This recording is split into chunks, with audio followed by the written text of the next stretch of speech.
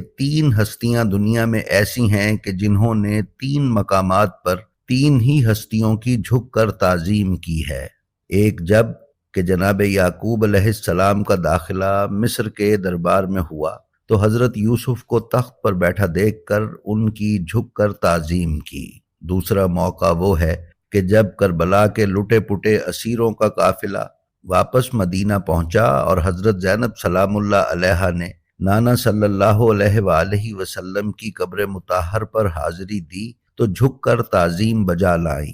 اور تیسرا موقع وہ ہے کہ جب شہزادہ زین سے زمین پر آیا اور امام حسین علیہ السلام تیزی سے بیٹے کی جانب بڑھے تو شہزادے کے جسم اقدس سے 7 قدم کے فاصلے سے بحالت رکوع چل کر تعظیم کی، کیونکہ شبیہ محمد خاک پر تھی۔ امام نے بیٹے کو گلے سے لگایا اور خیام کی طرف لے کر چلے۔